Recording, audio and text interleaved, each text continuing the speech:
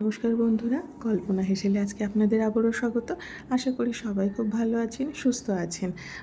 আমার এই পেজটাতে আমি যে রেসিপিগুলো দিচ্ছি যদি আপনাদের ভালো লাগে একটু লাইক, ফলো, শেয়ার করে দেবেন। আশা করি ভবিষ্যতে আরও ভালো ভালো রেসিপি নিয়ে আসতে পারবো। তো আজকে দেখাবো লাউ পাতায় কাচকি মাছ।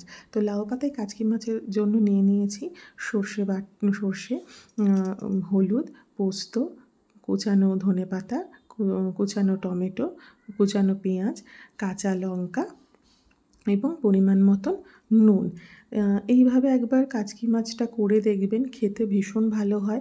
আমরা কাচকি মাছের চচ্চড়ি খাই, পাতুরিও খাওয়া যায়, কিন্তু এভাবে একবার করবেন, ভীষণ ভালো খেতে হয়। আর কলা পাতায় তো সবাই মানে করেছেন কাচকি মাছ, হয়তো কেউ কেউ করেছেনও, জানবেন। আর এবার একবার লাউ পাতায় করে দেখবেন। তো আমি মিক্সিতে সর্ষে, পোস্ত আর কাঁচা লঙ্কা এই 3টে উপকরণ দিয়ে ভালোভাবে একটা পেস্ট বানিয়ে নেব। তারপর কাচকি মাছের মধ্যে সেই পেস্টটা দিয়ে দেবো হচ্ছে পরিমাণ মতো নুন এবং দিয়ে দেবো হলুদ গুঁড়ো। হলুদ গুঁড়োটা দেওয়ার পর দিয়ে দেবো কুচানো পেঁয়াজ। এভাবে আপনারা একবার ট্রাই করবেন, করে আমাকে কিন্তু জানাবেন কেমন হয়েছে। আচ্ছা, এরপরে দিয়ে দিচ্ছি টমেটো কুচি। টমেটো কুচি দেওয়ার পর দিয়ে দেবো হচ্ছে ধনেপাতা কুচি।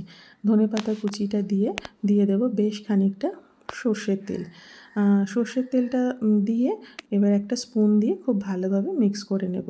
আর এটা হাত দিয়ে মিক্স করতে যাবেন না, কারণ মাছগুলো একদমই মানে ঘেঁটে যাবে। তো এটা স্পুন দিয়ে ভালোভাবে এইভাবে একটু মাখিয়ে নেবেন। দিয়ে মশলাটা মাখানো হয়ে গেলে ঠিক এই রকম অবস্থায় যখন আসবে, তখন লাউ পাতা যেগুলো নিয়েছিলাম সেগুলো ধুয়ে তার মধ্যে এইরকম করে মাছগুলো দিয়ে দেবো অল্প অল্প করে। দিয়ে ঠিক যেভাবে আমি দেখাচ্ছি যে কীভাবে মুড়বেন পাতাটা, ঠিক সেইভাবেই মুড়ে এটাকে সুতো দিয়ে বাঁধতে হবে, ঠিক আছে? এরকম সুন্দরভাবে ধরে ভালো করে মুড়ে সুতো নেবেন, সুতো দিয়ে ভালো করে এটাকে বেঁধে নেবেন।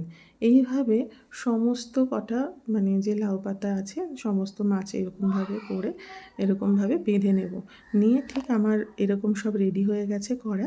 এরপরে কি করব, কড়াইতে একটু তেল দিয়ে দেব। তেল দিয়ে আমি এই পাতাগুলো মানে যে পাতাগুলো রেডি করেছি সেই কটা পাতা আমি একটা একটা করে ছাড়বো।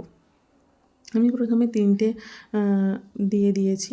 দিয়ে তারপরে এটাকে উল্টে পাল্টে একটু ভাজবো। তখন আমি গ্যাসের ফ্লেমটা একটু হাই করেই রেখেছিলাম। 2 পিঠ উল্টে পাল্টে ভেজে আমি কি করব, এবার একটা ঢাকনা দিয়ে দেবো, দিয়ে গ্যাসটা একটু সিম করে দেবো। তা এবার গ্যাসটা সিম করে দিলে আস্তে আস্তে ভাজাটা হতে থাকবে। আর ভাজাটা ঠিক যখন হয়ে যাবে তখন আমি তুলে নিয়ে দেখাচ্ছি, ঠিক এরকম হবে। আমি সমস্ত করেছি।